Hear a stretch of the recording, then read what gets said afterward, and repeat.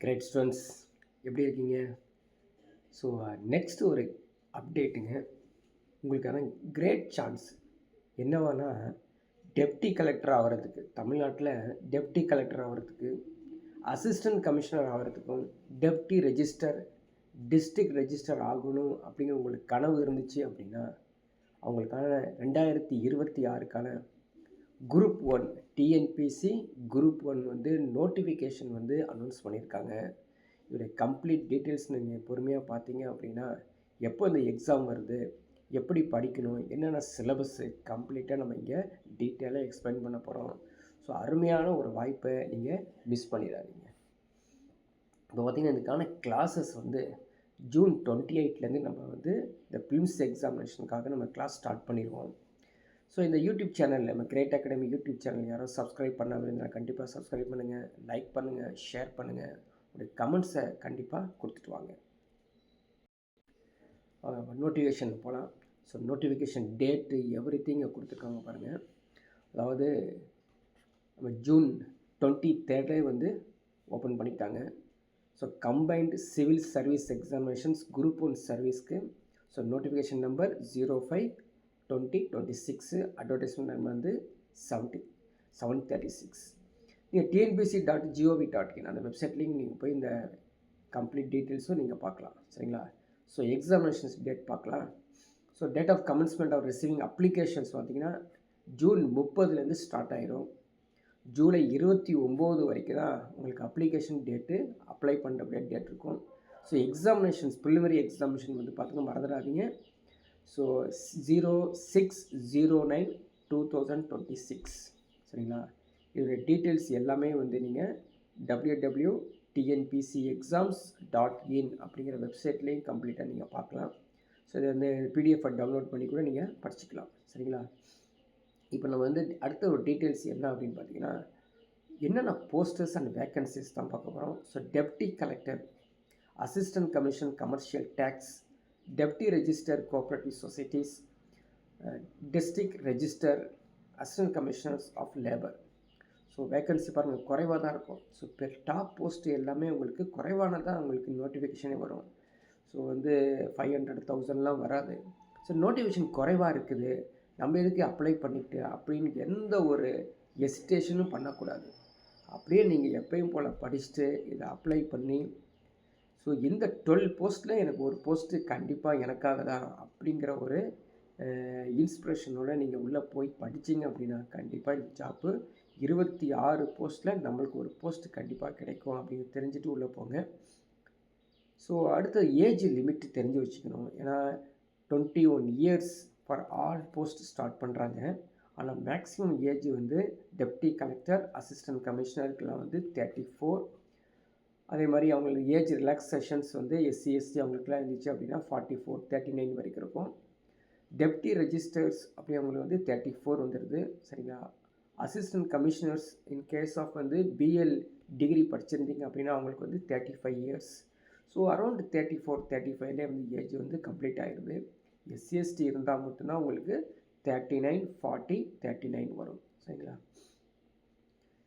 இப்போ அடுத்த ஒரு உள்ள informations education qualifications. Deputy collector சரிங்களா, அசிஸ்டன்ட் கமிஷனர் கமர்ஷியல் டேக்ஸ் மட்டும்தான் இந்த எனி டிகிரி வித் லா படிச்சிருக்கணும் இல்லைங்களா? மற்ற டெப்டி கலெக்டர், டெப்டி ரெஜிஸ்டர் அவங்களுக்குலாம் வந்து எனி டிகிரி இருந்தால் போதும். ஸோ ப்ரிஃபரன்ஸ் கொடுக்குறாங்க. ஃபஸ்ட்டு ப்ரிஃபரன்ஸ் வந்து நீங்கள் பிகாம் பிஎல் இருக்கணும். சரிங்களா? அதே மாதிரி செகண்ட் ப்ரிஃபரன்ஸ் வந்து பிகாம் பிஎல், தேர்டு ப்ரிஃபரன்ஸ் வந்து பிகாம் ஆர் பிஎல், ஃபோர்த்து ப்ரிஃபரன்ஸும் again B Com or B L. So 4 ப்ரிஃபரன்ஸும் எய்தர் பிகாம் அண்ட் பிஎல் இருந்தால் சந்தோஷம். அதான் ஃபஸ்ட்டு. அதே மாதிரி செகண்டுக்கு வந்து B Com B L degree, B Com or B L degree அப்படின்னு கொடுத்துருக்காங்க. So deputy registers cooperative society இவங்களுக்குலாம் வந்து எனி டிகிரி இருந்தாலே போதுமானதுங்க. ஸோ நெக்ஸ்ட் ஒரு இன்ஃபர்மேஷன் பார்த்தீங்கன்னா, அந்த ப்ரிலிமினரி எக்ஸாமினேஷன்ஸ் எப்படி இருக்கும்னா ரெகுலராக நம்ம டிஎன்பிசி எக்ஸாம் எழுதுறோம் இல்லையா, அதே மாதிரி தான் இருக்கும். ஜென்ரல் ஸ்டடீஸ் 175 மார்க்ஸ் கொடுப்பாங்க. சரிங்களா? ஜென்ரல் ஸ்டடீஸ் வந்து 175 மார்க்ஸ். ஆப்டிடியூடு வந்து 25 கொஷின்ஸ். ஸோ 175 கொஷின்ஸ் வந்து டோட்டலாக 200 கொஷின்ஸ், 300 மார்க்ஸ் 3 hours எக்ஸாமினேஷன்ஸ் அப்ஜெக்டிவில் தான் இருக்கும். OMR ஷீட்டில் வந்து நீங்கள் பண்ணுவீங்க. எக்ஸாம் வந்து either Tamil or English, so both லாங்குவேஜ்லேயும் நீங்கள் அப்பியர் ஆகிறத நீங்கள் பார்த்துருப்பீங்க. இதில் என்ன அப்படின்னு பார்த்தீங்கன்னா ஜென்ரல் தமிழ் மட்டும் இதில் இருக்காது. ஸோ தமிழ் எக்ஸாமினேஷன்ஸ் எல்லாமே வந்து நீங்கள் மெயின் எக்ஸாம்ஸில் தான் பார்ப்பீங்க. ஸோ பேப்பர் 1 பாருங்கள், தமிழ் எலிஜிபிலிட்டி டெஸ்ட் வந்து SLC ஸ்டாண்டர்ட்ஸில் 40 கொஷின்ஸ், இது கம்பல்சரி. இதை நீங்கள் குவாலிஃபை ஆனால் மட்டும்தான் பேப்பர் 2, பேப்பர் 3, பேப்பர் 4 கரெக்ஷனுக்கே போகும். பேப்பர் 2 ஜென்ரல் ஸ்டடீஸ் 1 250, சரிங்களா, 250 கொஷின்ஸ் வந்துடும். அதே மாதிரி பேப்பர் 3 வந்து 250 மார்க்ஸில் வந்துடுது. அதே மாதிரி பேப்பர் 4 வந்து 250 மார்க்ஸ், மேக்ஸிமம் மார்க்ஸ் வந்து 240. அதே மாதிரி இன்டர்வியூக்கு வந்து ஒரு 100 மார்க்ஸ் இருக்குது. டோட்டலி 850 மார்க்ஸ் இருக்கணும், சரிங்களா.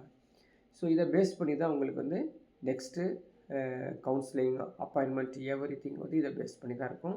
ஸோ எக்ஸாமினேஷன் சென்டர்ஸ் நம்ம எங்கெங்கே இருக்குதுன்னு சொல்லி டீட்டெயில்ஸ் பார்த்துங்க. மெயின் எக்ஸாம் சென்டர் வந்து சென்னை மட்டும்தான் இருக்கும்.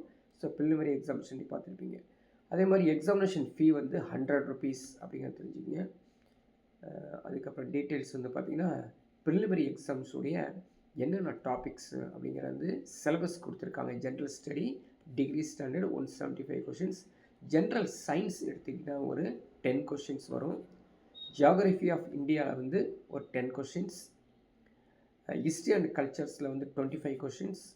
இந்தியன் பாலிட்டி அப்படிங்கிறது 40 கொஷின்ஸ் வந்துடுது, சரிங்களா. ஸோ இதெல்லாம் நோட் பண்ணி வச்சா தான் நம்ம எதில் வெயிட்டேஜ் அதிகமாக இருக்குதுன்னு அறிவாக படிக்கணும்னு தெரிஞ்சுக்கணும். அதே மாதிரி இந்தியன் எக்கனாமியில் வந்து 50 கொஷின்ஸ் கேட்குறாங்க. Indian economy and development administration Tamil Nadu 50 questions கேட்குறாங்க. ஹிஸ்ட்ரி கல்ச்சர் ஹெரிட்டேஜில் வந்து ஒரு 40 கொஷின்ஸ், டோட்டலி 175 கொஷின்ஸ் வந்துடும். அதே மாதிரி 25 கொஷின்ஸ் அந்த மென்டல் எபிலிட்டியில் வந்து ஆப்டிடியூடில் பாருங்கள் topic simplification, percentage, HCF, LCM, ratio proportion, simple interest, compound interest, area, volume, time and work. ரீசனிங்கில் வந்து puzzles, dice, visual reasoning, alpha numeric sequences, alpha numeric reasoning, number series, இதெல்லாம் வந்து அதோடைய டாபிக்ஸாக இருக்குது. அதே மாதிரி மெயின் எக்ஸாம்ஸ்க்கு வந்து தமிழ் பாடத்தை என்னென்ன பாடத்திட்டங்கள் கம்ப்ளீட்டாக கொடுத்துருக்காங்க. இதை நீங்கள் குவாலிஃபை ஆனால் மட்டும்தான் ஜென்ரல் ஸ்டடீஸ் பேப்பரே அவங்க கரெக்ஷன் பண்ணுவாங்க. எல்லாம் டெஸ்கிரிப்டிவில் இருக்கும். ஸோ இதை நீங்கள் வந்து டவுன்லோட் பண்ணிவிட்டு இதை வந்து நீங்கள் கம்ப்ளீட்டாக தெரிஞ்சு வச்சுக்கோங்க. ஸோ மெயின் எக்ஸாம்ஸ் பேஸ் பண்ணியே இப்போயே ஸ்டார்ட் பண்ணிடணும், சரிங்களா. ஸ்டார்ட் பண்ணால் நம்மளுக்கு வந்து ஒரு டெப்டி கலெக்டர், அதே மாதிரி அசிஸ்டன்ட் கமிஷனர், இது மாதிரி போஸ்ட்டு வந்து கண்டிப்பாக கிடைக்கும். ஸோ யாரெல்லாம் நீங்கள் சப்ஸ்கிரைப் பண்ணாமல் இருக்கீங்களா, கண்டிப்பாக சப்ஸ்கிரைப் பண்ணிக்கோங்க. இந்த டிஎன்பிஎஸ்சி குரூப் 1 கிளாஸஸ் வந்து ஜூன் 28லேருந்து ப்ரிலிமினரி கோர்சஸ் வந்து ஸ்டார்ட் பண்ணிடுவோம். ஸோ யாரெல்லாம் வந்து இந்த வீடியோ உங்களுக்கு லைக் பண்ணியிருந்தீங்கன்னா கண்டிப்பாக லைக் பண்ணி மற்றவங்களுக்கு ஷேர் பண்ணுங்கள். உங்களுடைய கமெண்ட்ஸை கண்டிப்பாக சென்ட் பண்ணுங்கள். நெக்ஸ்ட் ஒரு அப்டேட்டில் பார்க்கலாம்.